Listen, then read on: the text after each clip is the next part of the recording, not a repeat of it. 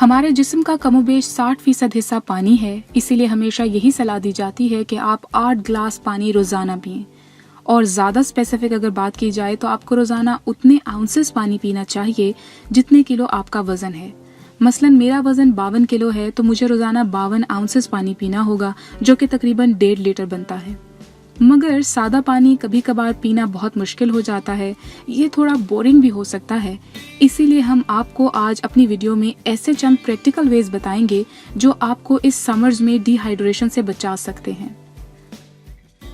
सेहत, beauty tips और interesting recipes के लिए हमारे चैनल को सब्सक्राइब कीजिए और बेल आइकन को दबाइए ताकि हमारी हर नई अपलोड की नोटिफिकेशन आपको सबसे पहले मिल सके। ओवरऑल हर तरह के मौसम में और ख़ास तौर पर समर्स में अगर आप ज़्यादा पानी नहीं पीना चाहते और ख़ुद को डिहाइड्रेशन से भी बचाना चाहते हैं तो आप दूध का इस्तेमाल पानी के बजाय कर सकते हैं। सेहत से मुतालिक इसके और भी बहुत सारे फ़ायदे हैं, मगर ख़ास तौर पर सबसे बड़ा फ़ायदा ये है कि इसके अंदर तकरीबन 60 से 90% तक पानी मौजूद होता है।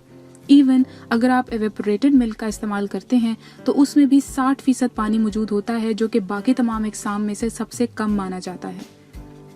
तो इस समर्स में डिहाइड्रेशन के खिलाफ पानी की जगह पर आप दूध का इस्तेमाल कर सकते हैं। ये आपको दूसरे मिनरल्स और विटामिन्स भी देगा और आपकी पानी की ज़रूरत को भी पूरा करेगा। दूसरा एक बहुत ही प्रैक्टिकल वे है डिहाइड्रेशन को अवॉइड करने का, वो ये कि आप ऐसी खुराक खाएं जिसमें पानी की मिकदार बहुत ज़्यादा नेचुरली पाई जाती है, यानी वाटर रिच फूड को खाएं। बहुत सारे फ्रूट्स के अंदर नेचुरली पानी की मिकदार बहुत ज़्यादा होती है। मसलन गर्मियों में तरबूज मौजूद होगा जिसमें तकरीबन 92% पानी मौजूद होता है, और बोनस के तौर पर इन फ्रूट्स में बाकी तमाम अहम विटामिन्स भी मिल जाते हैं, तो पानी की ज़रूरत भी पूरी हो जाती है और सेहत के लिए दूसरे विटामिन्स की ज़रूरत भी पूरी हो जाती है। इसी तरह से अगर सब्जियों की बात की जाए तो आप तमाम हरी सब्जियां यानी ग्रीन लीफी वेजिटेबल को सिलेक्ट कर सकते हैं, यानी खीरा खा सकते हैं, पालक खा सकते हैं, बंद गोभी खा सकते हैं, इवन आप टमाटर का इस्तेमाल भी कर सकते हैं। इन तमाम में ही तकरीबन 90% से ज़्यादा पानी पाया जाता है। तो अगर आप डिहाइड्रेटेड हैं तो इनको ज़रूर ट्राई कीजिए।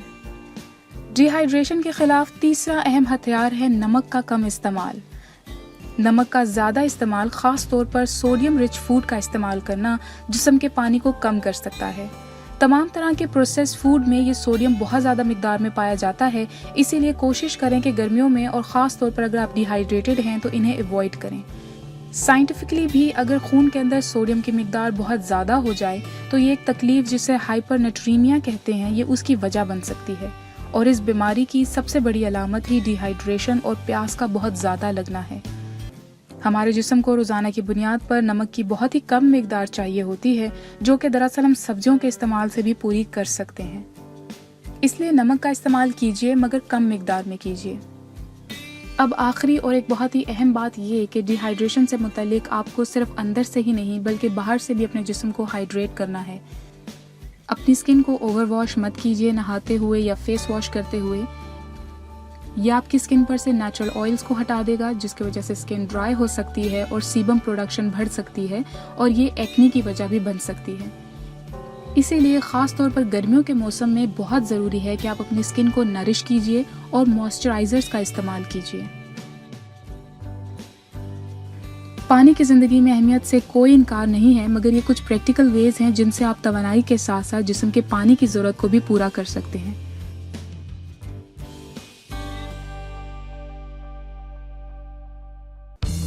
अगर आपको हमारी ये वीडियो पसंद आई है तो प्लीज़ इसको ज़रूर लाइक कीजिए और अपने दोस्तों के साथ शेयर करना ना भूलिए। शुक्रिया।